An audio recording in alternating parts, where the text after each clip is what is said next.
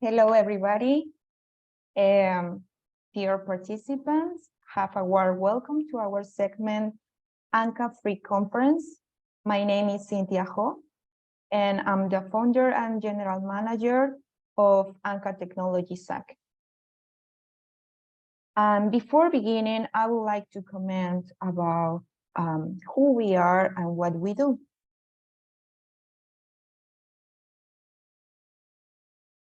Well, we are specialists in technical assistance, formulation of innovation and technology projects, and training for the fishing and aquaculture sector. For the training area, we have precisely this segment called Anqa Free Conference. Where we share information updated about fishing, aquaculture, and marine biology. Today, we have an important conference regarding biofloc technology, which we will be in charge of our partner speaker, Uthpala Padeniya. She has a bachelor degree of applied science of zoology. She's from Sri Lanka. She also has a master on fishery science on aquaculture technology. Now she's a PhD student at Urban University. Well, Uthpala, thank you so much for accepting this invitation.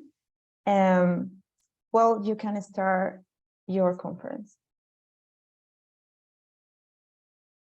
Hello, everyone. I hope everyone can hear me good. Wait, let me pull up my presentation.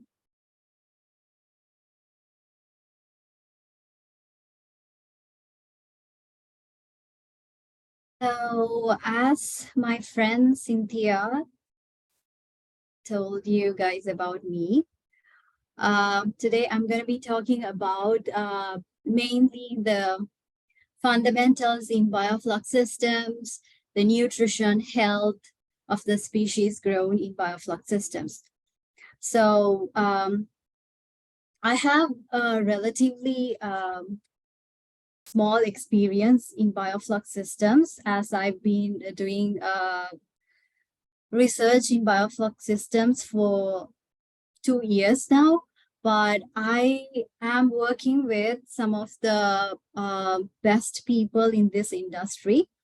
And my advisor is Dr. Alan Davis, who's like well-renowned in this aquaculture world.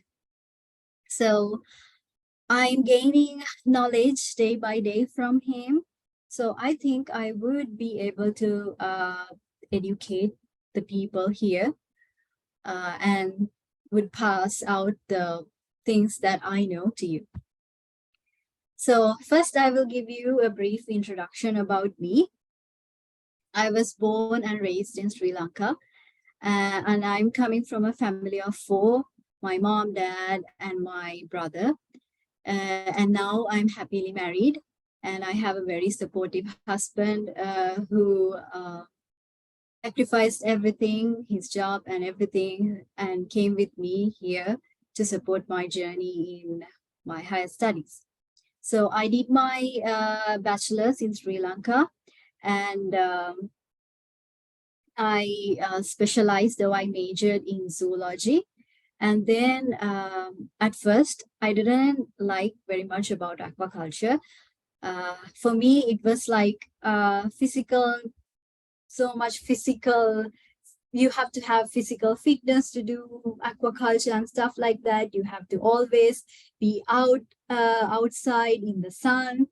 And it was like a nightmare to me. But then I met a chance to go to South Korea to do aquaculture. At first, I didn't like it at all. But then I went into the program. I fell in love with this field. Like, there's so much that you could do in aquaculture field. It's not just about like rearing fish for food. There's so much more to it than that. There's nutrition, like how we should grow them to be healthy organisms, and then it involves with genetics, health, and so much stuff like that. So, and I always loved microbiology.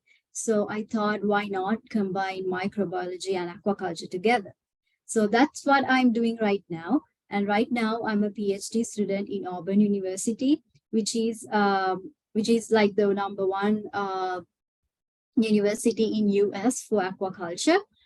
And I'm working with Dr. Alan Davis and Dr. Timothy Bruce. And Alan Davis, I work with mostly on nutrition side, but with Dr. Timothy Bruce, I work with fish health. And my major focus is on fish health. Then this is like a general overview of how my presentation would go. I'm going to talk about the aquaculture, then about biofloc and how to start a biofloc system, and then the mechanisms behind biofloc and how biofloc and water quality goes with each other, and the biofloc and nutrition, and how biofloc influence on the health of the species. Then at last, I would also like to give like a basic idea about the things that we are doing here in Auburn, mainly about the projects regarding my project and also some other my colleagues on biofloc systems. So aquaculture, we all know that. So before coming here, my general description about aquaculture was rearing aquatic organisms, which includes plants and also animals in controlled environments. But when I came here, my professor, Alan Davies, told me, no, it's not a controlled system. It's more like an unnatural environment. So now I'm like combining all those definitions together. And now I would like to call aquaculture as rearing of aquatic organisms in a controlled, unnatural environment. So we all know that aquaculture dominates the aquatic food industry these days. The capture fisheries are decreasing day by day, and the only source of fish to the world is aquaculture. And it also helps to eliminate hunger, poverty, and also malnutrition, providing protein-rich food to the people. And mainly, the aquaculture systems could be divided as open and closed.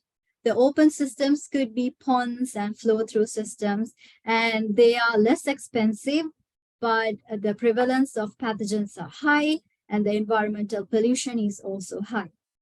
And so people wanted to have much biosecurity wise, much more advanced systems. So they moved into closed systems. So the closed systems are like RAS, which we call the recirculating aquaculture systems, and also biofloc systems. And these days, the closed aquaculture systems are more rapidly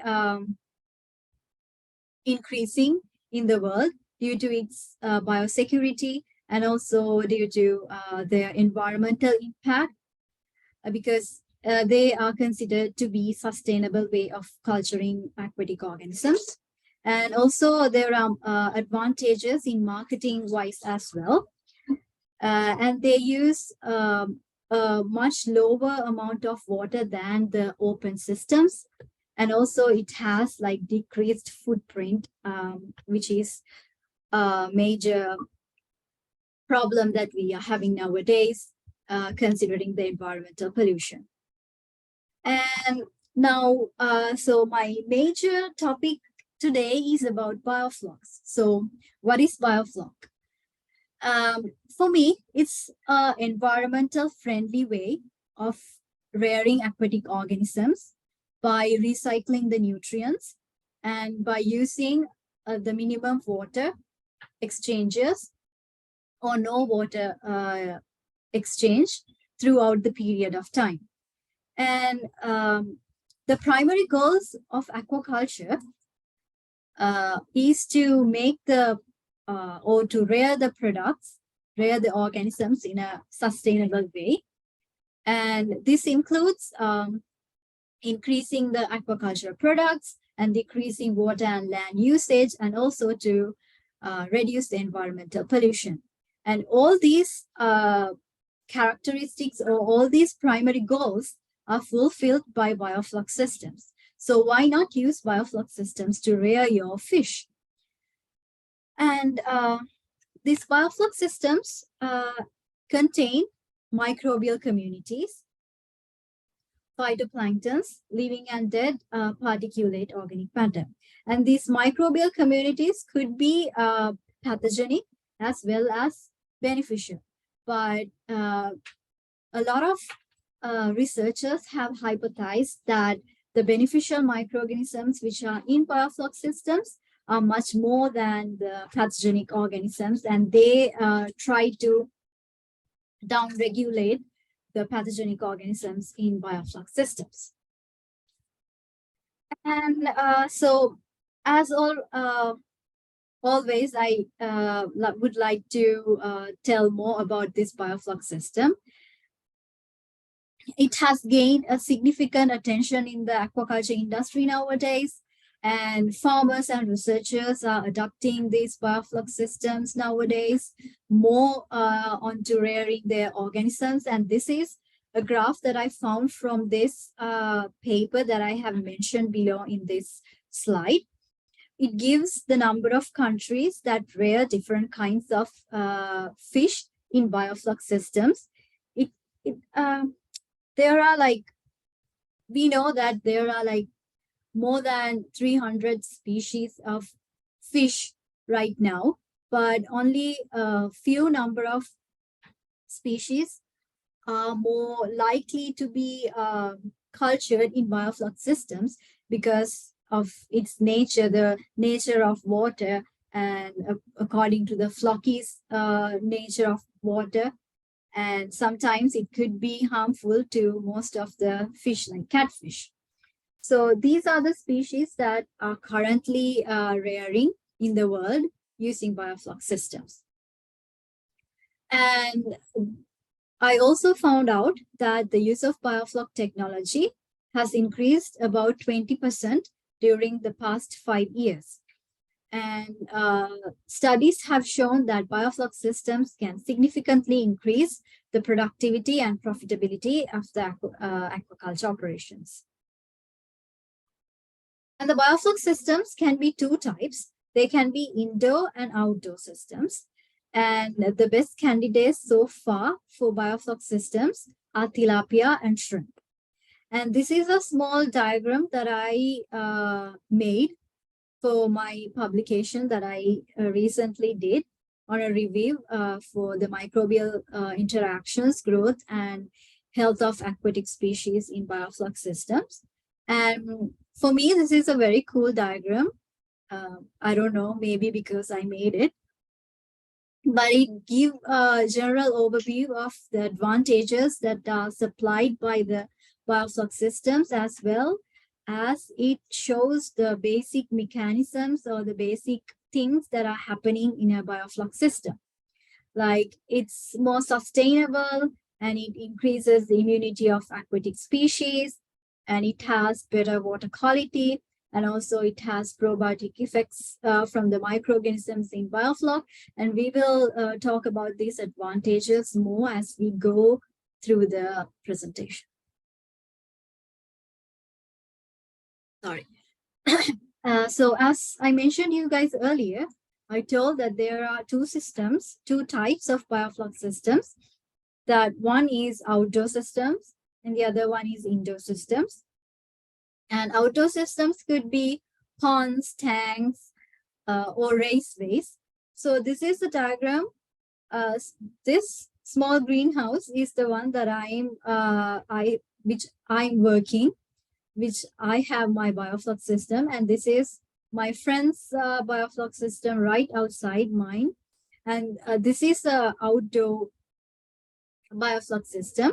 So in outdoor biofloc systems, mostly the water is dominated by algae. because it's under the direct sunlight, and sunlight will increases the growth of algae a lot. So these biofloc systems are much like green color than the outdoor systems. So these water appear to be greenish. And then the indoor systems. So this is the tanks that I'm using to rear tilapia. And this is inside a greenhouse. These we regard them as indoor systems. And these flock is much more like a brown color because they are more dominated by heterotrophic bacteria rather than algae. So I also want to mention that the best candidates for biofloc so far are tilapia and shrimp. But as researchers, we have to find more species that could be grown in biofloc systems so that it would be more sustainable for us to rear these fish. And now I will talk a bit about how to start a biofloc system. First, you have to, according to your requirement, you have to consider which type of tank that you are going to use. Sometimes it could be a biofloc system with a recirculating system. Biofloc systems could be recirculating, or the biofloc systems can be like individual tanks. So in Auburn, we run biofloc systems as recirculating systems, as well as they could be individual tanks. So according to your requirement, you have to figure out which type of tank that you need so it could be act as a sump that would distribute all water to if it's a recirculating system, or if not, according to the stocking density, according to the feed that you are providing to your organism, shrimp or tilapia or fish, and according to their size and according to your expected growth, you have to like think of a list of things before considering about starting a biofloc and about the size of the tanks. And then the second most important thing, the most important thing in setting up a biofloc system is the aeration. Because the structure of the flock mainly depend on the aeration and the dissolved oxygen in water. So aeration must be important because before you set up the biofloc system, it should be filled with water. And so in one of our lectures that I went this week, I got to know, I didn't know this, maybe you guys already knew, it's best to put your air stone in the middle of the tank so that it would distribute, or it would like distribute all over the tank rather than putting it in a side. So remember to put your air stones in the middle of your tank. But this couldn't be done mainly like if you're having a very big, like think of a raceway. You can't put an aerator in the middle. It would be so difficult for you to even remove it. So there are like practical things as well that we have to consider. But theoretically, it's best to put your aerator in the middle of a tank to get the maximum out of the aeration. And then what we do after you have a good aeration is we have to add carbon sources and beneficial microorganisms according to their need. So before setting up all your research, what we do is we take like a solid 1 month or like 1.5 months setting up the biofloc system alone. We add carbon, mainly molasses, each day till we have a good growth, a good biofloc system, and also we add probiotics into that. Probiotics that we are adding in aquaculture can be two types. Sometimes they can be added into feed and sometimes they can be added into water. So here we add the probiotics that are normally added to water. And so this is not any advertisement, but the probiotic that we add is called BioVish. And the one that we add in water is BioVish Aqua Builder. And we add like 10 grams per day, and even the molasses like 40 grams per day, according to the size of the tank. And the last part is then we have to select the best species that you are going to stock. And then you have to consider about their stocking density, the FCR that you want to reach. So then we have to consider the feeding rates and so much stuff like that. I'm more like a health professional than a nutritionist. So I may not know much more detail about nutrition, and I'm so sorry for that. So now we'll move into the mechanisms in biofloc system. So in normal systems, waste in biofloc in water could be from food, the leftover food, the feces, urine, and all other waste products like that. And then they all become ammonia. And we all know that ammonia is very toxic to fish.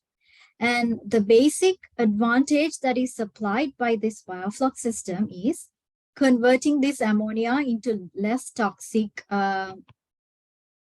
nitrogenous gases.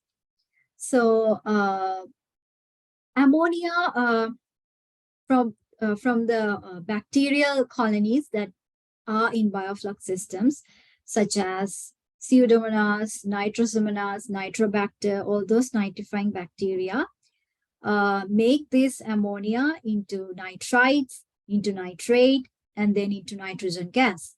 And that's how they make this toxic ammonia into less toxic nitrogenous compounds. That's the basic mechanisms that we see in biofloc systems.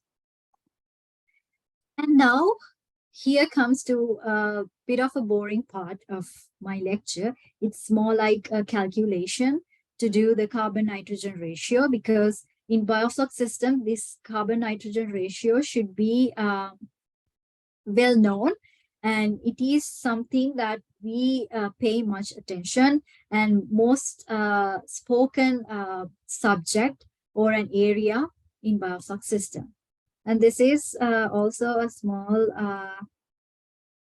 video of a sump that we recently inoculated with bacteria and also with probiotics. So as you can see, this is an indoor system, and the color is much more browner than the ones in outside.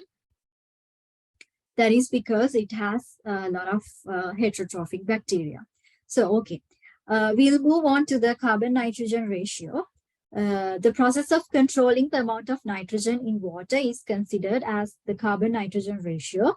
And the most ratios that are used in biofloc system is 10:1 and 15:1 ratio, like 10 carbon to 1 nitrogen and 15 carbon to 1 nitrogen. So bear with me for these two slides. It could be a little bit boring, but it's very valuable information. So think that your fish biomass in your tank is 1,000 kilograms and your feeding rate is 4%. So the total feed that we give is 4,000 grams. And although feed doesn't have a dry matter, it has a wet matter content too, or moisture in the feed. So we calculate the dry matter, and this dry matter is like 90%. And then it is from this 4,000 grams, it's just 3,600 grams that we really use. And and even though we feed the fish, not everything goes into their system, and only like 30% gets into their system, and 70% them are wasted. So we calculate that amount because that 70% of the carbon goes directly into water. And so we take this amount, 90% dry matter from the feed that we give, that is 3,600 grams, and 70% from that is 2,520 grams.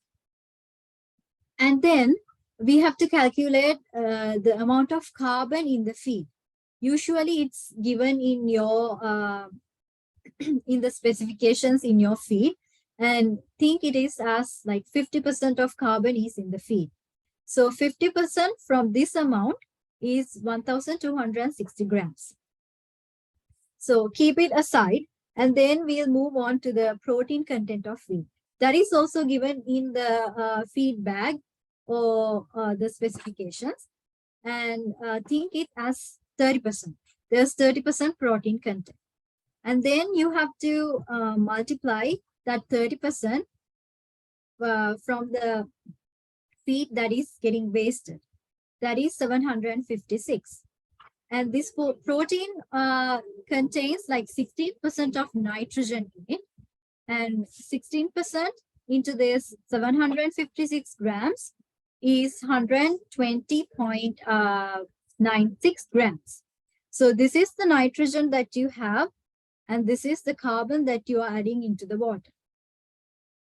So as I mentioned you earlier, that the ratio that we normally use in a biofloc system is 10:1, 10 carbon and 1 nitrogen.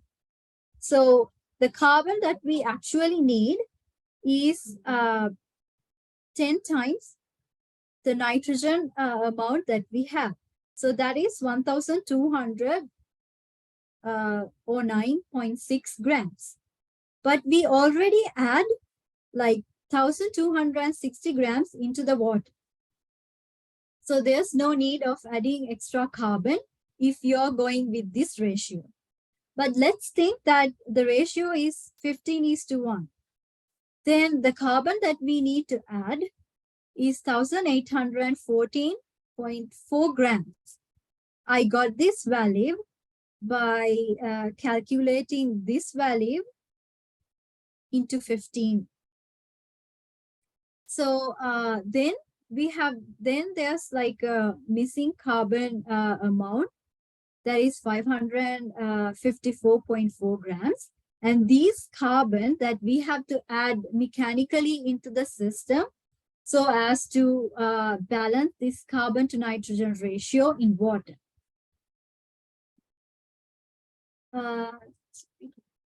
And this external carbon could be sugar or molasses.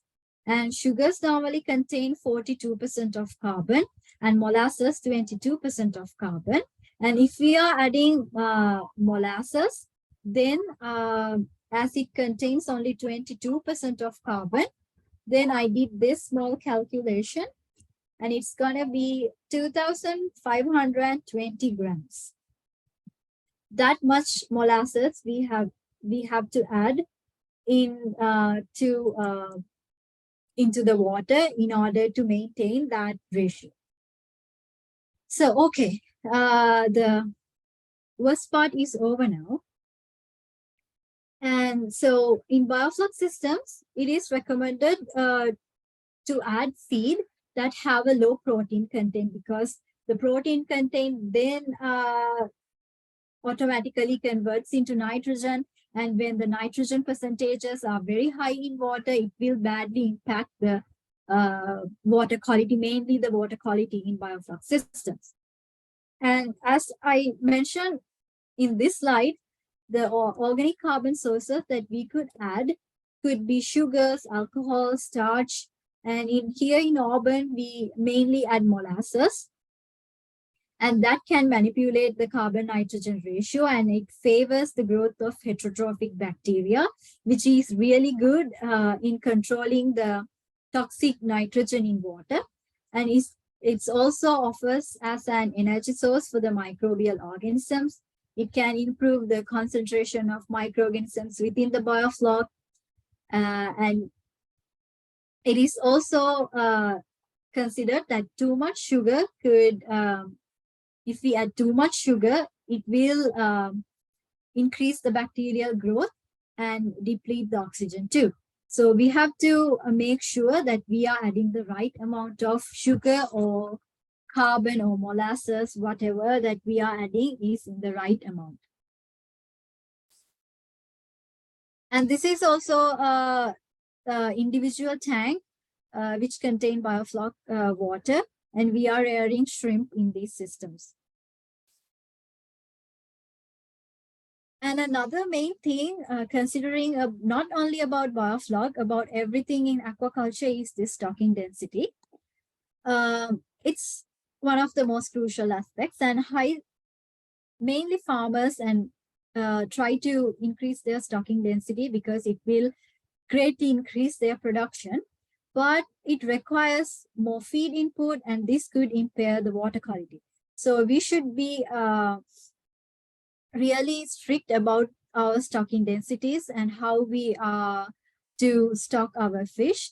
And a lot of research, ongoing research, are doing currently here at Auburn too about various stocking densities in biofloc systems, but we mainly do with shrimp, not with fish.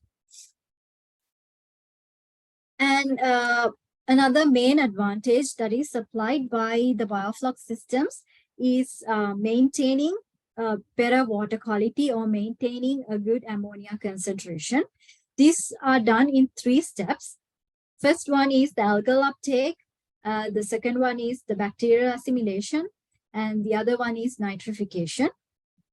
Algal uptake, they uptake the decomposing organic matter such as fecal matter and uneaten solids and dead algae and store them in their algal cells. This is mostly found in outdoor biofloc systems because they are mostly dominated by algae. And the second one is the bacterial assimilation, where heterotrophic bacteria living in biofloc systems immobilize ammonia in their cells as proteins.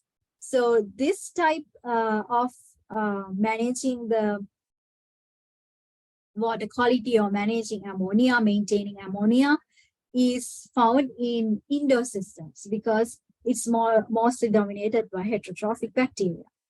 And nitrification is also another main mechanism that is done in biofloc systems, and I mentioned earlier too, where they convert the toxic nitrogenous compounds such as ammonia into less toxic nitrogen compounds like nitrate and nitrite.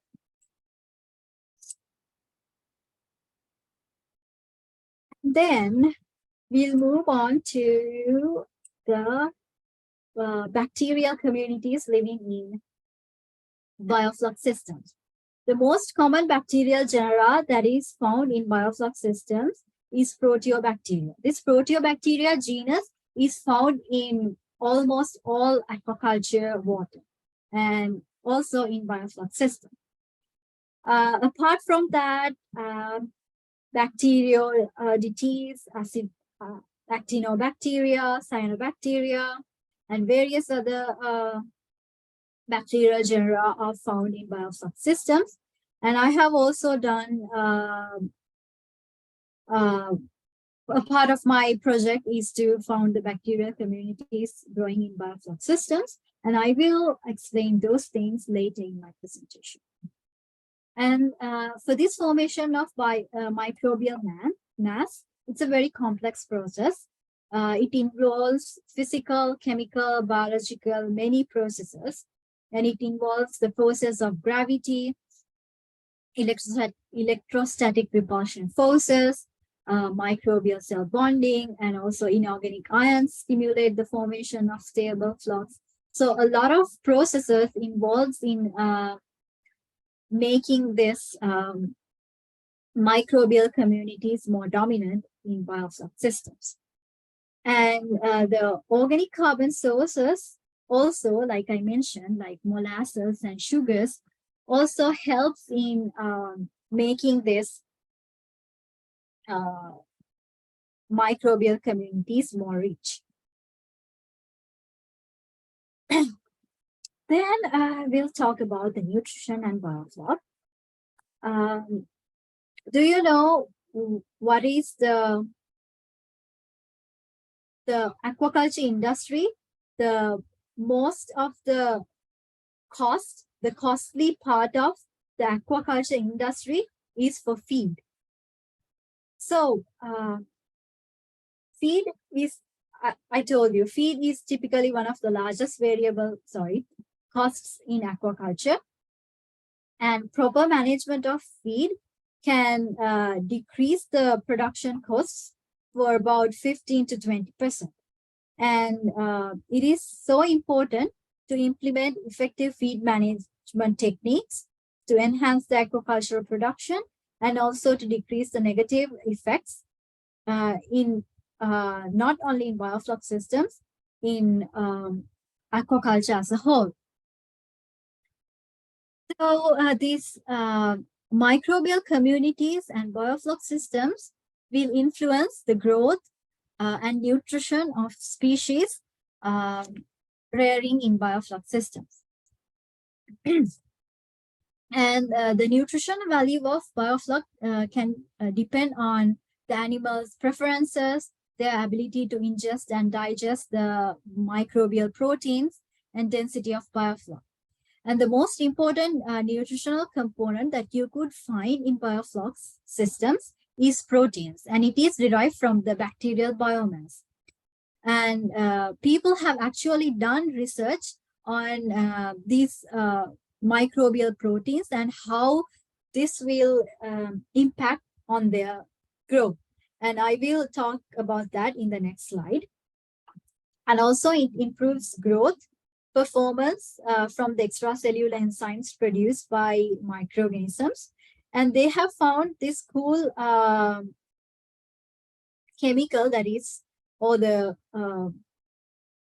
compound that is found in biofloc systems, that is PHB, or we call poly-beta hydroxybutyrate. It is hypothesized, or people have done research on it, to see that it positively impacts the growth of fish. And I found that people from all over the world have done various studies, and I have listed the ones that already did this research on giving these bioflocs as an in situ.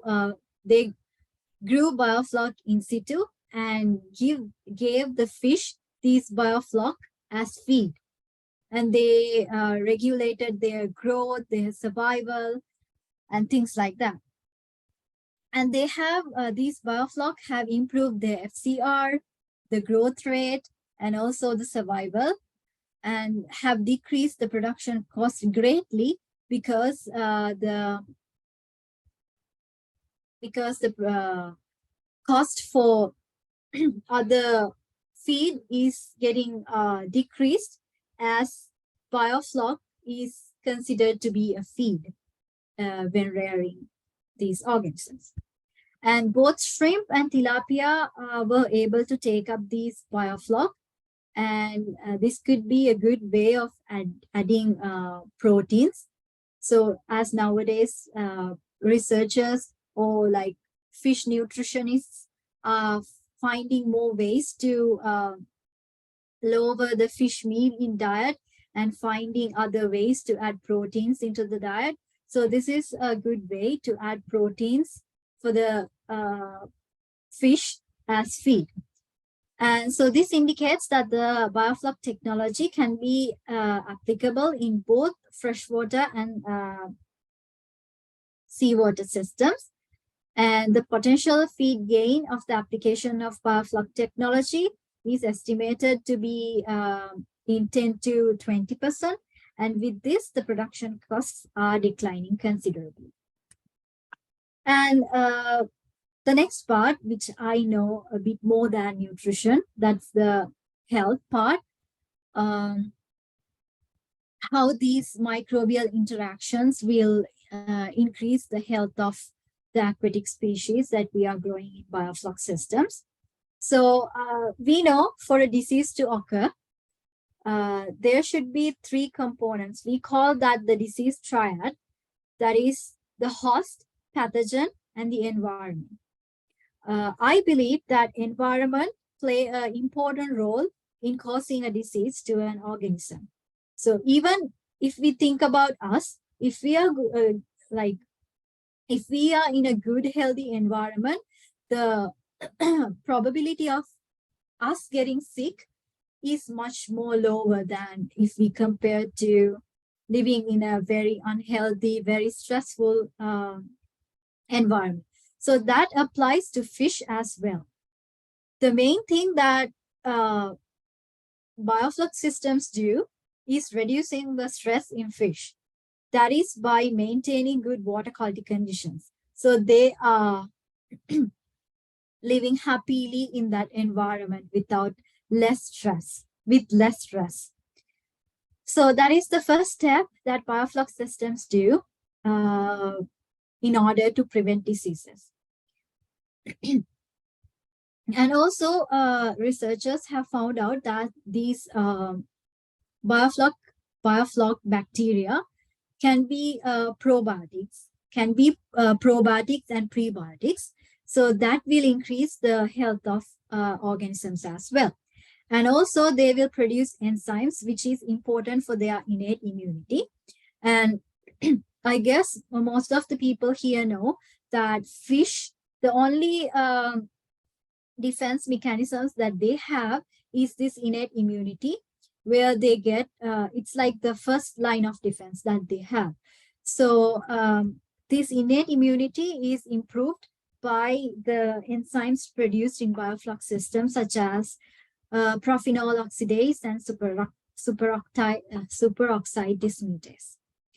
And also I found a cool fact that how fish larvae reared in biofloc systems develop their mechanisms against disease resistance.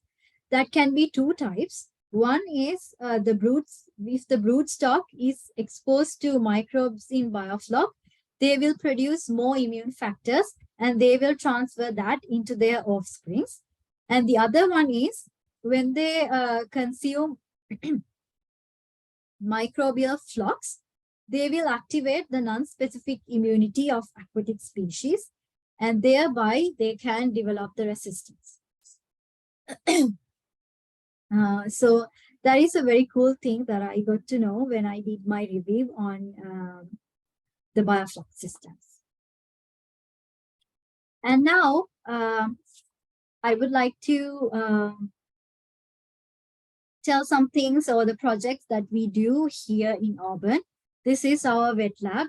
This wet lab contains like 9 systems, A to I. I don't know if it's 9, A, B, C, D, E, F, G, H, I. Yeah, 9 systems. We have 9 systems running, and 2 of the systems are biofloc systems and others are just recirculating system. And Auburn is situated in the South region in US.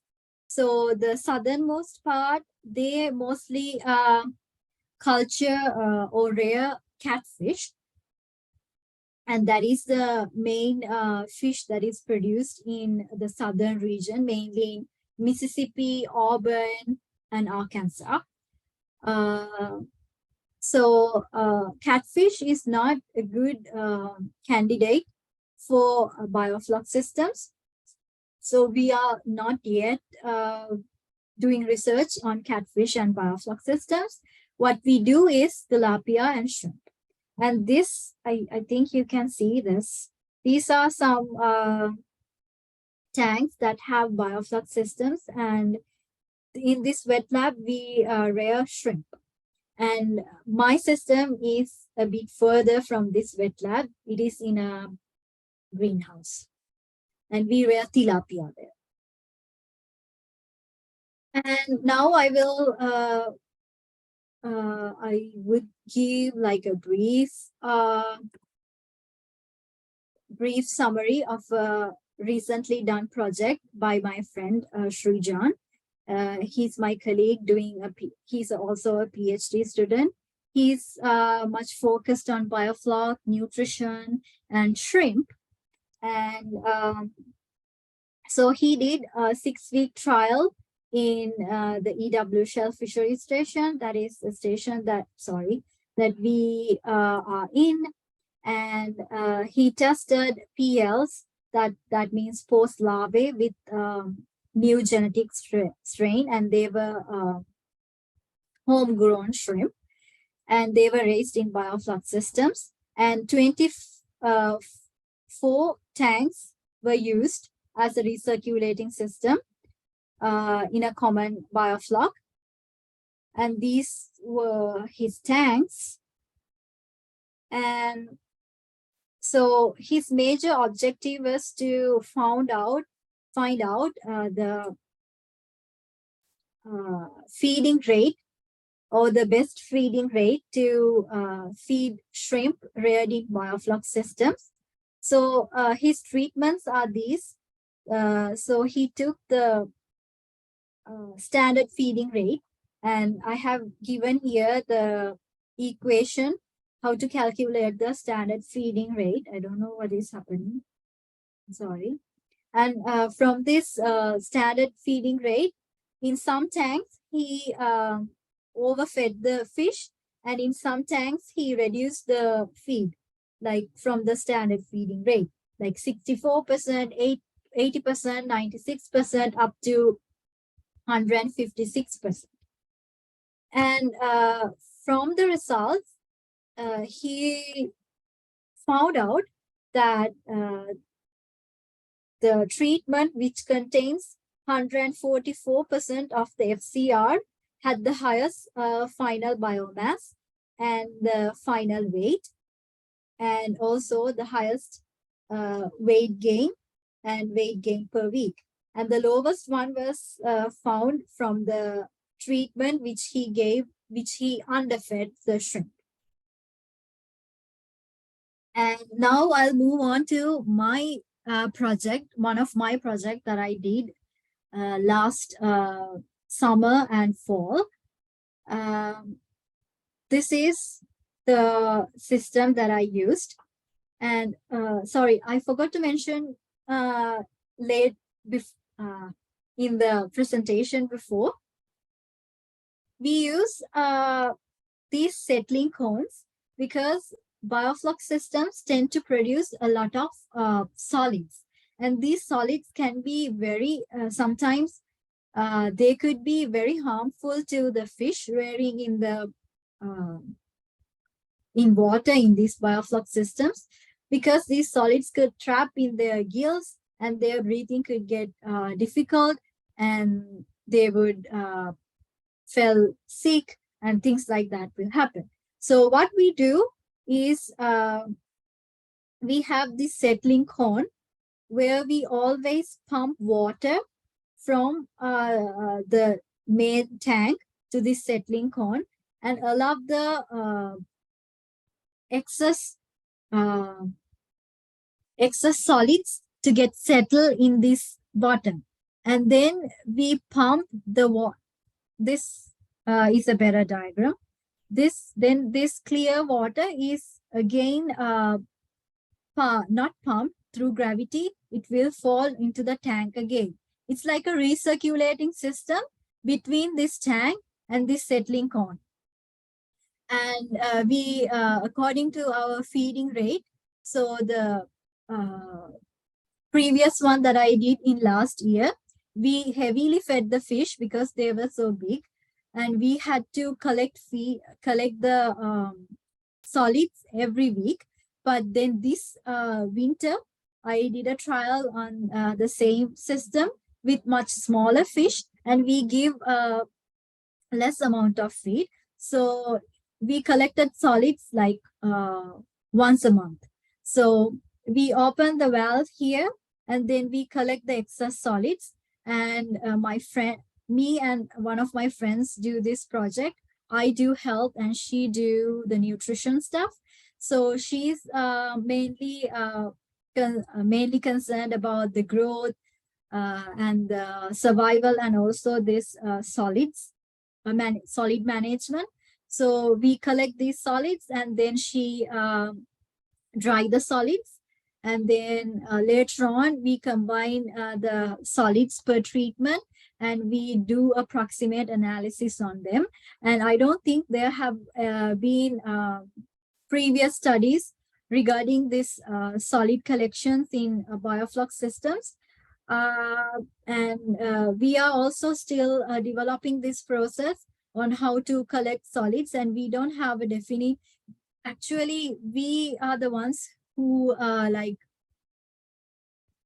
came up with how to collect these solids, and we are two girls, and I don't know, I'm very small maid.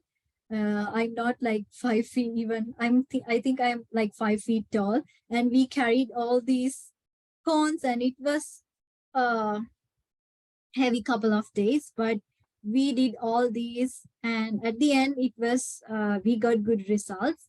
But still we are formulating the methods on how to collect solids in bioflux systems. And it is best so you guys to know that it is better to have a settling cone like this in order to prevent accumulating a lot of solids in your water, which will impact badly on the fish rearing inside the water. And so my project, I had 9 individual tanks where I had 3 treatments. One, we gave the commercial feed for them, and then for the other 2 treatments, we gave 2 probiotics, and we top coated the probiotics. We don't formulate the probiotic in the formulation to make feed, because the probiotics are beneficial microorganisms and they could be killed in the process of making feed. So we usually top coat the probiotics on the feed. And these are the inclusion rates. They are according to the producer of this probiotic. And this is the specifications that were in the feed bags, where the protein content, the fat, fiber, phosphorus, and ash content in the feed. And we stocked 120 adult Nile tilapia in these tanks. And the trial period was for 16 weeks. And the temperature was maintained around 28 degrees Celsius. The water quality parameters such as temperature, DO, TAN, pH, they were all kept in acceptable range. Sorry. So unfortunately, we couldn't find any, actually it was not unfortunate. It will give you a clear idea that there's no much difference in probiotic treated fish and the normal commercially feed treated fish, because when we think about that, biofloc is also a probiotic. So we can't, like, it's consistent among all these treatments. So if we do this in a clear water system, maybe the probiotic treated fish will have a higher growth rate. But as they were grown in a biofloc system, which has a constant, good bacterial population, they could act as a probiotic and they could improve the growth of fish. And all these FCRs and survival and the growth, they were not significantly different among the treatments. And this is the microbial composition that I found in the fecal matter in the fish from different treatments. This might be a bit difficult for you to understand. So and this is from water samples. So I have put them into a small table, which is easier to understand. And these were the phyla that I found in different treatments, where fusobacteria is more dominant in commercial treated fish. Actinobacteria is like it could be found in all over the place and in all the treatments. And fusobacteria and actinobacteria are mostly found in biofloc systems. And a cool thing that I found about this fusobacteria is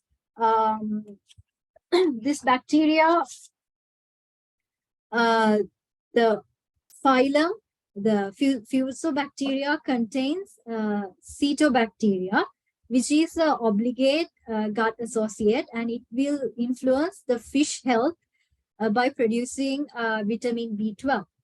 So that is a good finding that I found from my research.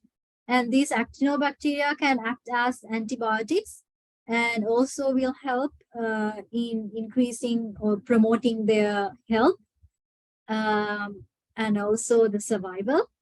And in water samples too, the same type of bacterial phyla are found, mainly actinobacteria, proteobacteria, and cyanobacteria and bacteroidetes. And this, so these two probiotics, the main phylum or the main genus of bacteria in them is Bacillus. And the phylum that contains Bacillus species is Firmicutes. So these Firmicutes were only reported in this AP193 probiotic in water samples. And I read recently that many researchers have done studies like that, and they have given probiotics like Bacillus too. And when they did microbial composition in water, they couldn't find that the Bacillus strain is more dominant in water, because the other bacteria that are dominating in biofloc systems surpass these probiotic strains that we supply. And I also did a pathogen challenge to check the survival rates and the resistance of these probiotics to the fish.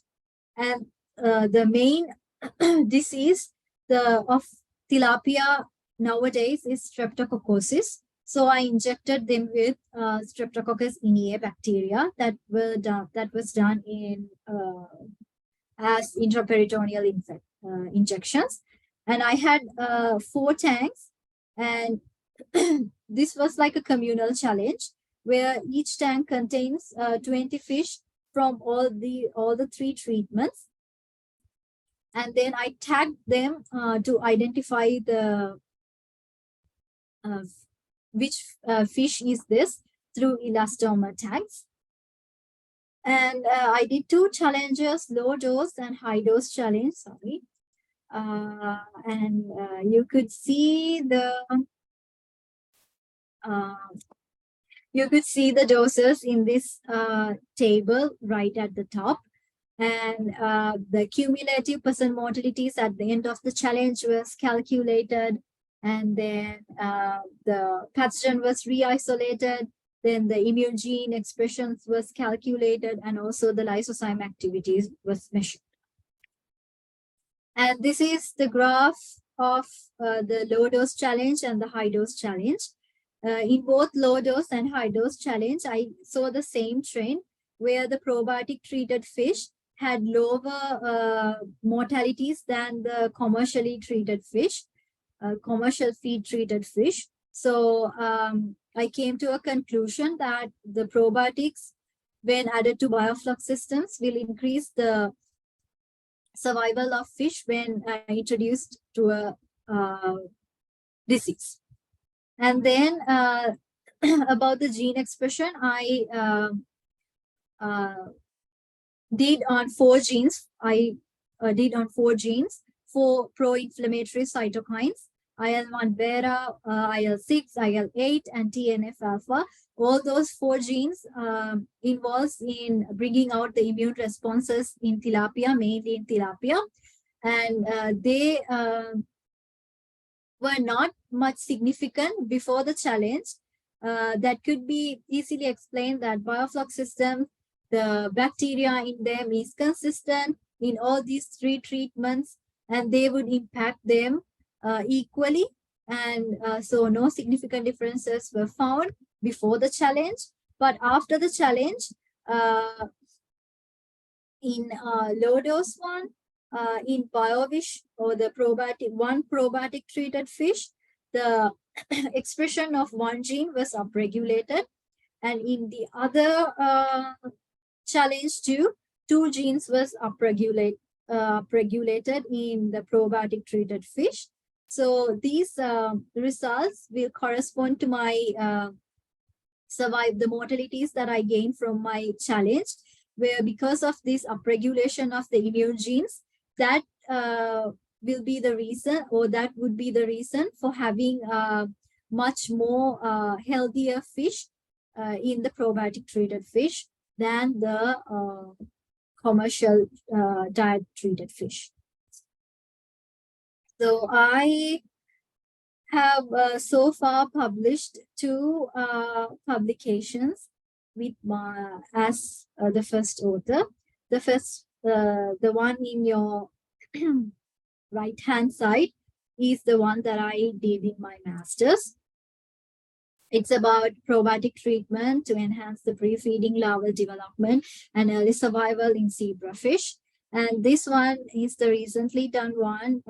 It's a review, and 1 paper is on the way about the project that I just talked to you guys about. And I hope it will be out in the coming few months, hopefully. And I would also, this is the favorite slide in my presentation.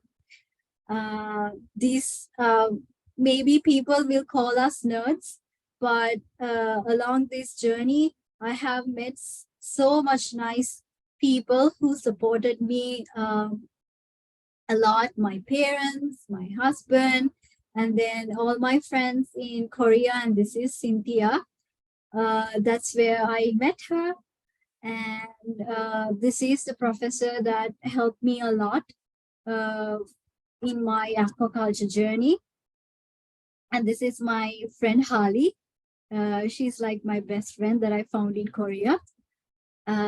This is my fish health lab. He's from France. These 2 girls are from here, from US. This guy is from Nigeria, and this friend is from Brazil. And this is my fish nutrition lab. And this is the legend, Dr. Alan Davis. And Dr. Alan Davis's lab is much more international. If you guys are willing to, like, if you guys have a good CV, and if you are more into nutrition, you should definitely contact him. He can be tough. I'm not saying that my PhD life is super chill. I work all the 7 days. I don't have any breaks. I don't have a spring break or something like that. And I don't think I can go back to my country anytime soon. So those are the things that we sacrifice in this journey. But I think at the end, it would be much more pleasant. So let's see. And I hope you guys got a bit of knowledge from my presentation today. And I was so excited about this. And thank you, Cynthia, so much for requesting my help. And yeah, thank you so much for joining. Thanks. And if you guys have any questions, you can ask me. I would like to answer from the best that I know. Thank you, Uthpala. Really, really thank you. It was a pleasure to hear you. You have done a great presentation, like very complete. Thank you so much. Talking about nutrition, even you said that it's not, I mean, you work more on health, but yeah, you try to summarize everything. So really, really thank you. Thank you so much. Well, everybody can send questions. Well, so I have my email here. If you have any questions, you can send them to me. I can, if I don't know, I can ask the people around me who would better answer your questions, and I can get back to you as soon as I can. Thank you. That's really nice. So you can get the contact in this presentation. Before to start the questions, I would like to say, like, we have a survey, like satisfaction survey, and for us it's very helpful because we have data and information to be better for next conferences. So please fill out. And well, I have some questions actually. Yeah, sure. Yeah. I hope they are not so difficult. No, not difficult. Like first, I would like to know if there is other universities in US that are working on aquaculture. Like you can say some of them, so people here maybe can apply. Yeah, sure. If they want to study there, I don't know. So, of course, I would like to promote my university, Auburn. We are the best in aquaculture. And also Clemson University and Mississippi State University, Arkansas University, and actually, I really don't know the exact name, but the University of Idaho, Kentucky State University, those are the ones in the main island. And apart from that, the University of Rhode Island, Hawaii, those places also you could get opportunities if you want to pursue your studies in aquaculture. But Great. you have to be prepared for the things that's coming in your way. Yeah. Start in a new country sometimes is very complicated, and especially if it's not the language that you manage. Yeah, so this is not our first language.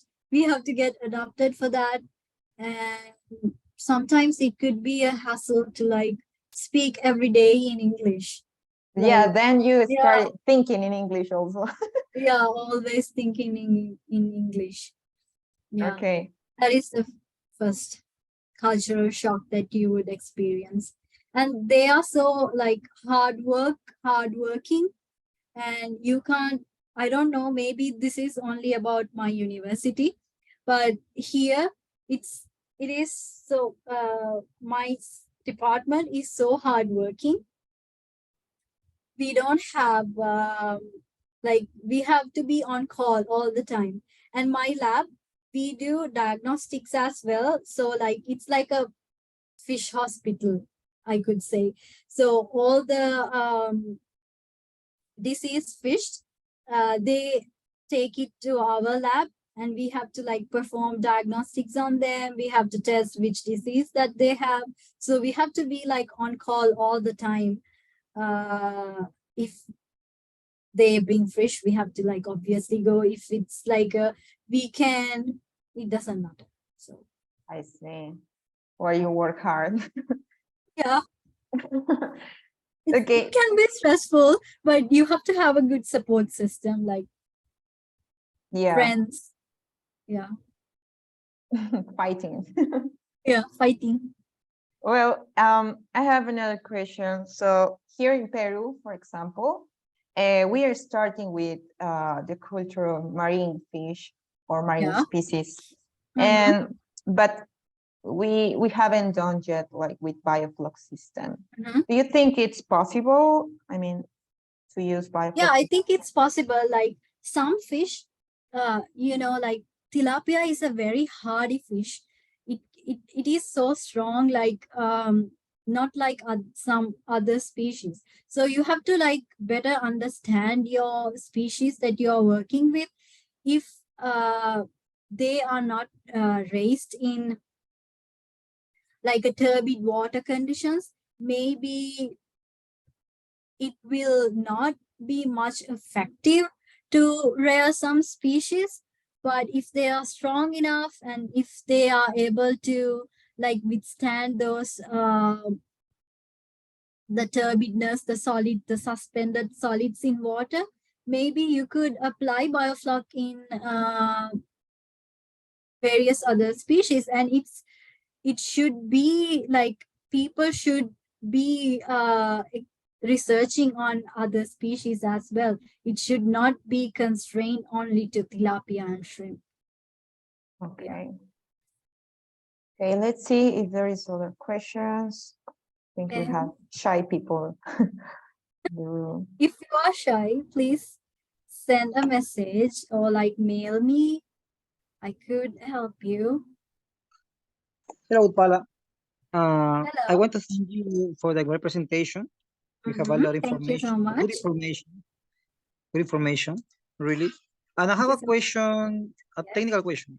In your experience, when you work with tilapia and shrimp, how much is the quantity or amounts of suitable solids that must be handled in this culture? Okay, so wait, I have written it somewhere. Okay, so normally the biofloc, they require like 200 to 500 milligrams per liter. But biofloc systems, if we are feeding a lot of feed, this quantity will grow a lot. So it's the best way to minimize that is that settling corn that I showed you guys earlier. That is a very good method to settle the excess solids, because it will produce more if you are adding a lot of carbon or like feed into your system. And it's 200 to 500 milligrams per liter of solids that is suitable in biofloc systems. I hope I answered your question. Yeah. Thank you. Okay. Well, I have a question here, and it says like, what characteristics must the probiotic have to use with biofloc, and in which cases can it be used? So the application of probiotics are like a very new field, in regard to biofloc system. Yeah, of course, probiotics are using in many aquacultural aspects, but I think the probiotic, I really don't know a specific answer for that, but I think the the probiotic, if it to be like have good effects on biofloc systems, it should have the ability to dominate that bacteria among the other bacteria in the biofloc systems. Otherwise, it would be like consistent. It would the bacteria in biofloc systems will overpass the other bacteria in probiotics. So if you are considering a strain, it should be more powerful so as to dominate other bacteria in the environment to get better results. So to have like growth, survival, to increase them significantly. And what was the other part of the question that you asked? Well, it says in which cases we can use a probiotic. So probiotics could be used to increase growth of species, and mainly according to the conversations that I had with my advisors, according to them, the probiotics doesn't really increase the growth of species. It will mainly impact on the health of fish. So if you are using them, as like a disease prevention mechanism in order to build a better immune system, I think that is the best instance to use probiotics rather than you using it to increase the growth of fish, to increase their health. Okay, thank you. And one more question, sorry. And it's because I really like this topic. And how long it takes to grow tilapia or shrimp in biofloc system, like in your experience? I mean, so the recent one that I did, they had like very good growth, but we don't usually, so we do them for research, but if we are to grow them for like production or like to consumption, I think it would take like 4 to 6 months, but we do up to 3 to 4 months for the research. Okay. But we haven't done for like, I haven't done for consumption. Okay, thank you. We have here one more question. This okay. should be applicable in auto integrated farming. Fish. Yeah, I think you already read. Yeah, I'm reading that. Yeah. Can this biofloc Okay, so this is a very cool question. Yeah. Yeah. So seaweed. So the next stage of my project is to like couple this biofloc water with plants like seaweed, like lettuce, and like it's like a more aquaponic system, like aquaponics, but using biofloc water. So I think these integrated systems are possible with biofloc systems. And this is a very like innovative way to rear various organisms. But I don't know about like oysters. I really don't know about oysters, but fish, seaweed, they could be integrated in biofloc systems, and using biofloc systems, we could do aquaponics as well.